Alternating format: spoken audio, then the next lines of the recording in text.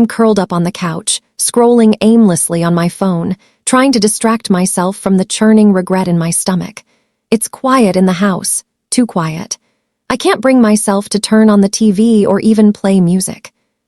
When I think about how this all started, I can still see the exact moment when the words slipped out of my mouth. See the way his face changed, the way I realized too late that I'd crossed an invisible line. I remember I was leaning against the kitchen counter, complaining about how he never surprised me anymore, how he always did things so predictably in bed. I'd been drinking a little, not so much that I didn't know what I was saying, but enough that my tongue was sharper than usual. He'd made a self-deprecating joke about not being adventurous. Something in me snapped, and without thinking, I said, "Well, maybe you should be taking pointers from your brother. He's not afraid to try new things." The instant I saw his expression, I knew I'd messed up bigger than I ever had before. That was 3 days ago.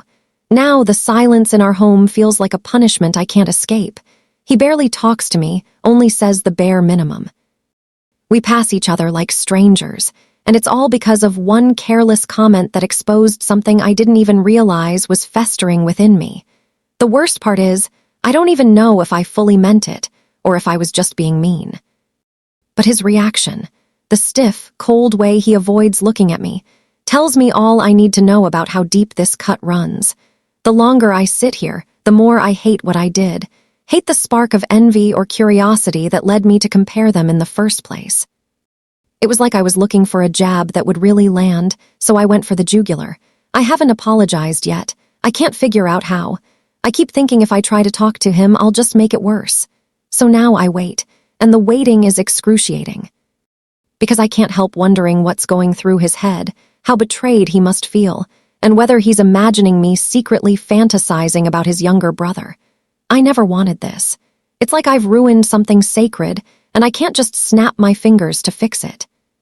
Sometimes I stand by the bedroom door, trying to gather the courage to enter and talk, but I end up pacing away, unable to face the gravity of what I've done. I want to go back to that moment, to keep my mouth shut, to spare him the humiliation, but it's too late. He fell asleep on the couch last night, or pretended to.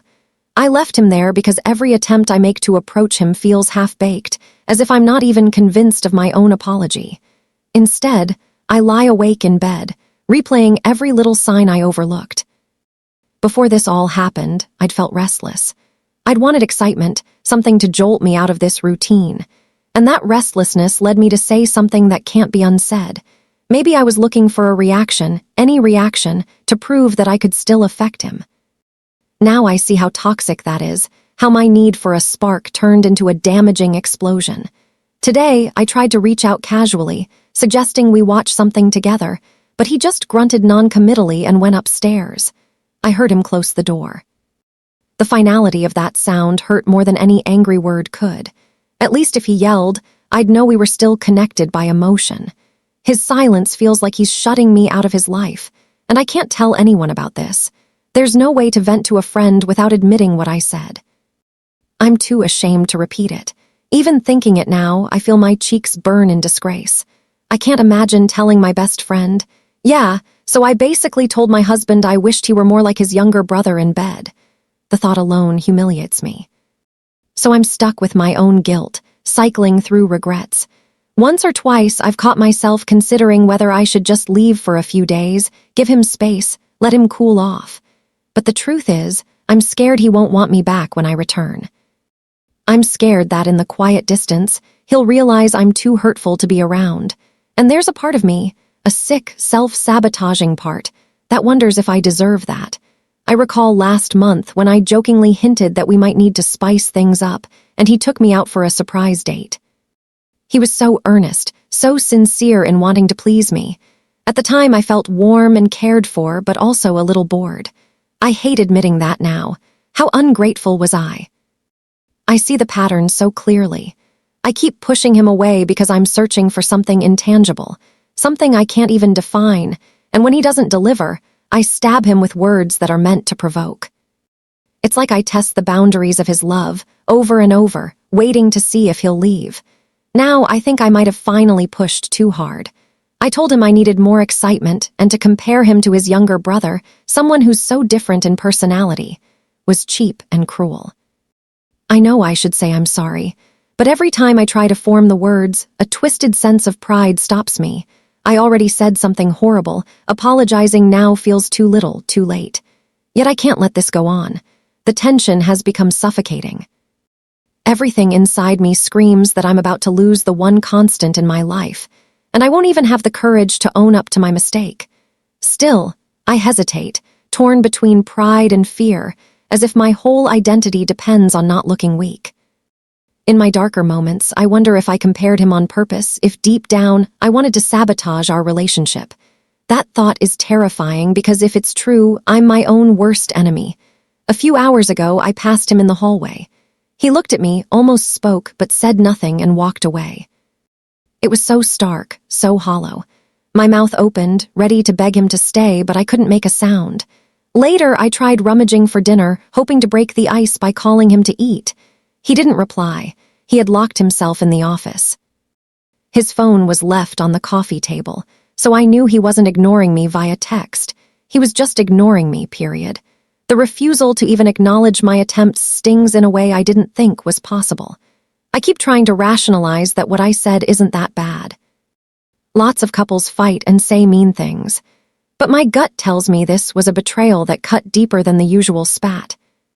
There's a trust we share, a sense that we're each other's person, and I shattered it by making him question if I secretly admire someone else, someone closer to him than any stranger could be. It's like I introduced a poison into the relationship. He's hurting, but so am I, caught in this limbo of desperation and self-loathing. I think about how I used to find comfort in our routine, how he'd always place a glass of water on my bedside table before I slept. Now I place my own glass, staring at the empty space where he'd usually stand, silent tears burning my eyes because I realize how much those small acts meant. He was always the calmer one, the type who would talk things through when I got upset. Now that I need him to be calm and talk things through, he's sealed himself off. Part of me wants to scream, to break something, to force a reaction. But another part of me knows I have to be patient, to sit with the reality that I'm the one who drove him away. There's no easy fix for that. All I want is a chance to tell him I regret every syllable, that I never meant to do such lasting damage. But I'm still stuck behind fear, stubbornness, and the knowledge that an apology won't magically undo the hurt I've inflicted. Time moves slowly now, each minute thick with tension, and I can't help wondering how long this will last, and if he'll ever see me the same way again. Tonight, I'm nervous about going to bed, because we've been avoiding sleeping in the same room. He took a blanket from the closet, said nothing, and disappeared downstairs. I hovered by the staircase, wishing I could find the courage to walk up to him, place a hand on his shoulder, and just say, "Please don't leave me alone tonight." Instead, my legs wouldn't move. It's like I've convinced myself that any moment of genuine vulnerability will only make him resent me more. I hate how my mind plays tricks on me like that, how it convinces me to stay silent when everything in my heart says speak. Right now, I feel as if the night will be endless. I'm not even sure if I'll be able to drift off. But eventually, exhaustion sets in. This pain is draining, and my body can't fight sleep forever. In a twisted way, I almost envy him for being able to shut down and avoid me. If I could just switch off my thoughts, maybe I wouldn't feel this crushing sense of guilt every time I try to close my eyes. But I can't. So I lay here, in a half-awake state, my heart pounding with a mixture of dread and longing, knowing that my own words have caged me in this lonely place. I wake in the middle of the night to a strange sensation, not fully aware of my surroundings. My eyes flutter open, and I feel something shift near the bed. He's there, standing over me in the dark. For a second, I'm relieved, hoping he's come to join me, or maybe to talk. But his face is cast in shadow, and I can't read his expression. Then I feel the mattress dip, and in one swift motion, he grabs the edge of the blanket I've wrapped around myself and yanks it away. I'm too startled to speak, and there's a moment of raw, tense silence. He doesn't say a single word. He just stands there, holding the blanket, glaring down at me. My pulse races. It's not violent exactly, but it's definitely not gentle. It feels like a statement, a demonstration of his anger, of his right to be angry. I try to form a sentence, maybe a plea or an apology, but no sound comes. I see the flicker of hurt in his eyes, or maybe it's rage, and then, without warning, he turns and walks out of the room, taking the blanket with him. I'm left exposed, trembling with confusion. Did he just want me to feel cold and vulnerable the way he has these past few days?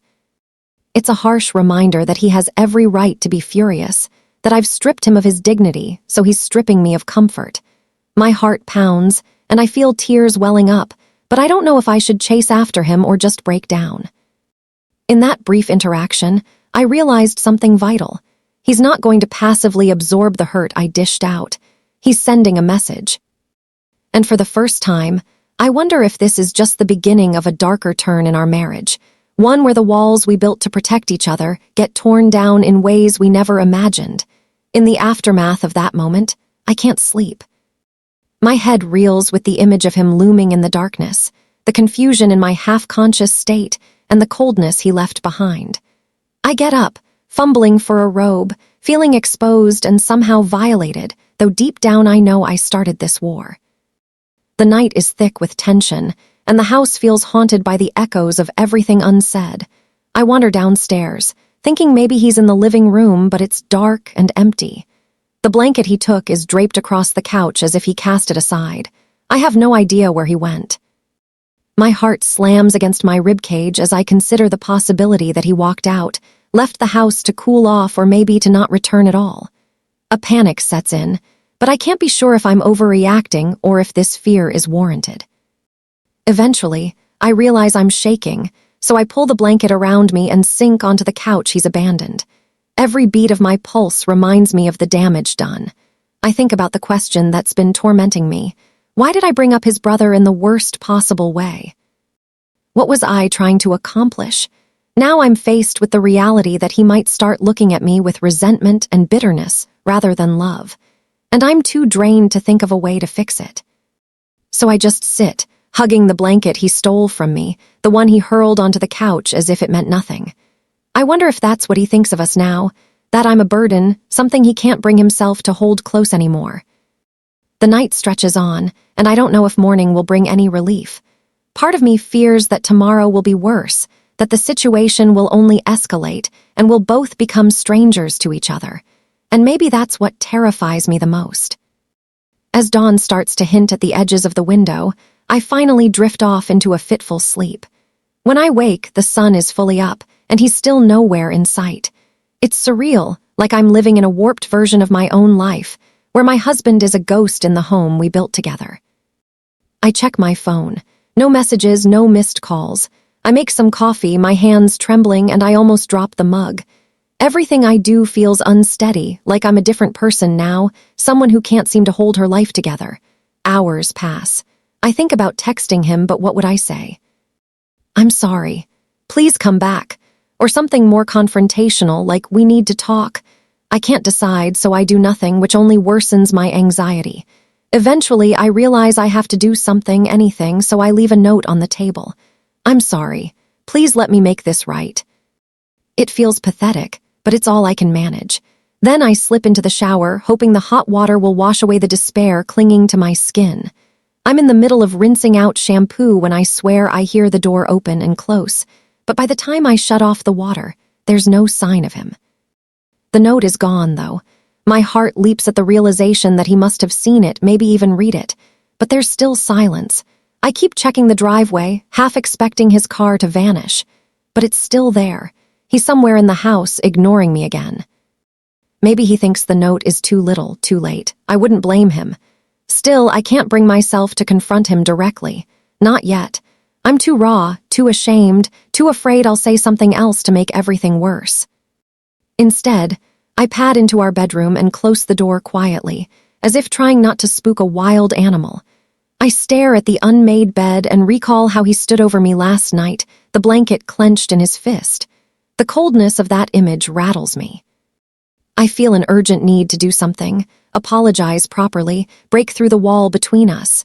But how I realize that everything I've done has been about my own feelings. Even now, my thoughts revolve around my regret, my fear, my confusion. What about him?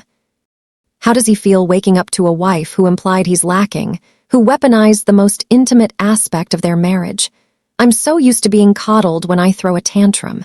He's always been patient, the calm in my storm. Now that he's not stepping in to absorb my blows and reassure me, I'm unmoored. I see how self-centered I've been. And I also see a choice in front of me. Either I keep letting my pride dictate my actions or I swallow it, face him, and own my mistake. But the thought of doing that terrifies me. What if he rejects me? What if he's so hurt he doesn't care about my apology? What if this comparison has shattered his confidence and trust permanently? My mind races with worst-case scenarios. As I stand there, heart pounding, I remind myself that doing nothing is just as much a choice as doing something. And doing nothing is what's gotten me here. I open the bedroom door, tiptoeing through the hallway, listening for signs of life. Eventually, I hear a slight rustle from the office. The door is ajar. I see him sitting at the desk, staring out the window. He knows I'm behind him, his shoulders tense, but he doesn't turn around. I'm shaking so badly I can hardly stand, but I force my feet to move forward. I place my hand lightly on the doorknob, and in a voice that cracks with tension, I manage a weak, "We need to talk." He sighs, still not looking at me, but at least he doesn't tell me to go away. My legs feel like they might buckle under me. I step inside, bracing for whatever comes next. I close the door behind me, not to trap him but to show that I'm committing to this conversation. He finally swivels in the chair, and for a moment, we lock eyes. His gaze is so sad it crushes me. I open my mouth, intending to say I'm sorry, but the words won't come out smoothly. They stumble over each other in a way that sounds insincere even to me. His expression twists, pain flickers, and I realize I need to be honest without any defenses. So I drop my gaze, searching for the courage to speak plainly. "I was wrong," I say quietly. "I shouldn't have said that about you." About comparing you. There's a cold intensity in his stare. He doesn't nod, doesn't soften. My next words tumble out in a tremulous rush. "I don't know what I was thinking. I felt restless. I wanted to hurt you, and I'm sorry. I'm so sorry." I expect him to yell, to vent his anger, to give me some kind of reaction. But he just closes his eyes, and for a moment I think he might cry. Instead, he exhales slowly. "You have no idea," he murmurs, his voice tight, "how that felt." Silence stretches between us.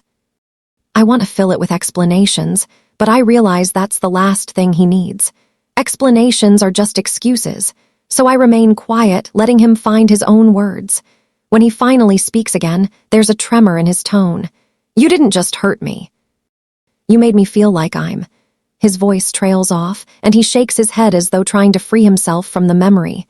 "Your brother," I say, forcing myself to confront it head on. "I can't believe I used him against you." That's when a flicker of something else appears in his eyes. Maybe anger, maybe shame. He looks away, and I wonder if he's thinking about all the insecurities I triggered. I realize I've humiliated not just him, but also tarnished his relationship with his brother in some unspoken way. I see the heartbreak etched in his features, and I hate myself for causing it. There's a moment where I almost reach out, but I stop.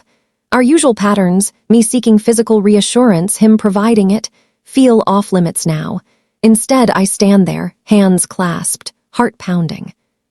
"Please," I whisper, feeling tears threaten, "just can we find a way to move forward?" He looks at me, eyes glassy, and I see how conflicted he is. He's hurt, humiliated, and maybe he hates that he still cares. "I don't know," he says, voice wavering, "if I can just go back to normal." It's not about being compared to him. It's about the fact that you do that to me at all. That lands like a punch in my gut. I see now that the problem isn't just jealousy or wounded pride. It's a sense that I betrayed him on a fundamental level. My tears finally spill over, and I don't bother hiding them. I know I can't undo it. I need you to understand how sorry I am. He sits there, not offering me comfort, and I realize it's not his job to rescue me from my remorse. A heavy silence envelops us again, each of us lost in the gravity of the moment. After a few agonizing seconds, he stands up, leaving me unsure if this is the end of the conversation. But he doesn't walk out. Instead, he lingers by the window, his back turned. I see his hands tremble a bit, and I have the urge to place my hand over them, but I don't. I remember how he yanked the blanket away last night, how that was a message of his anger. Now, I can feel the weight of that same anger in the space between us. And I realize that if there is going to be any healing, it's not going to happen in one conversation. We're both too raw, too tangled up in pain. I wait, hoping he'll say something else, but after a long pause, he simply murmurs, "I need time," and walks out. I stand there alone, feeling the crushing truth of his words. Time might help, or it might drive us further apart, but at least I got to speak my apology. It isn't enough, and it won't fix everything, but it's a start. Or maybe it's just a bandage on a wound that requires more care. Either way, it's the only thing I can do in this moment. The rest is up to him. Later that day, I feel a slight shift in the atmosphere of the house. He's not as icy, though he's still distant. He doesn't leave without saying a word. Instead, he tells me he's going for a drive. That tiny courtesy makes my heart ache with misplaced relief. At least he's acknowledging my presence. When he's gone, I wander around, tidying up, touching items that remind me of better days. The pictures on the mantel, the souvenirs from trips we took when we couldn't keep our hands off each other. I realize I don't want to lose that version of us. And for the first time, I see my role in creating the distance I've been complaining about for months. I see that my restlessness, my dissatisfaction, was never about him. It was about me not knowing how to handle my own fears of stagnation and aging. I took it out on the person who loved me most, thinking maybe if I lit a fire, it would spark something new. Instead, I set our relationship ablaze in the worst way night falls, and I brace myself for another round of silent tension.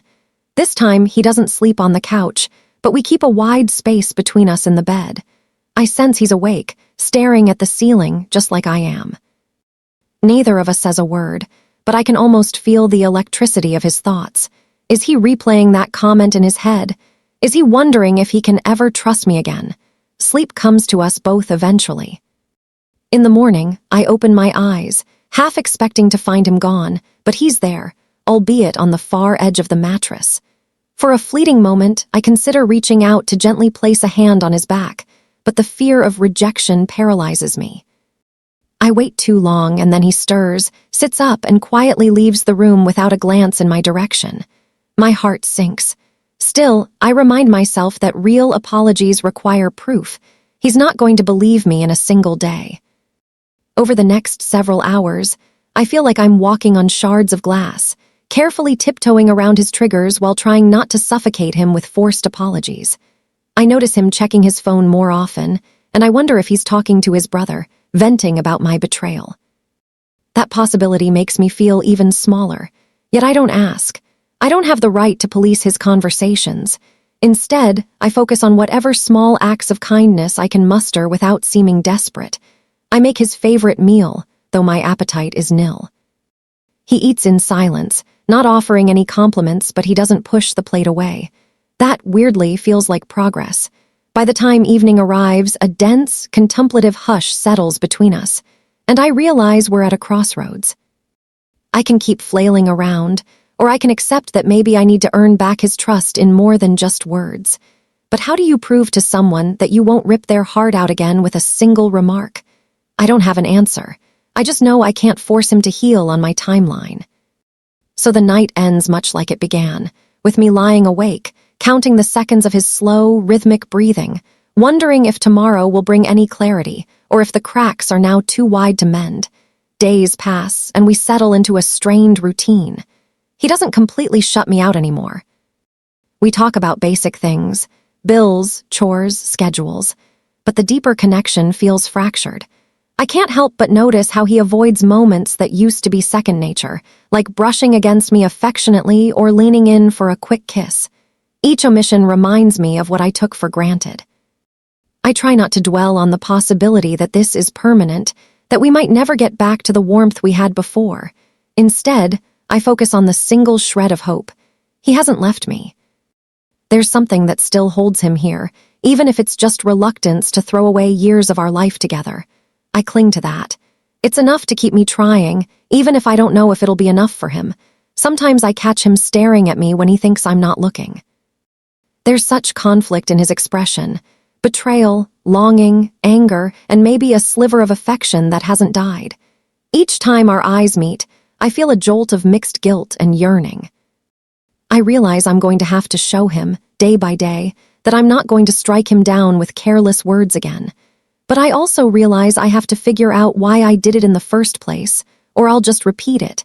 I consider therapy, but I haven't brought it up to him yet.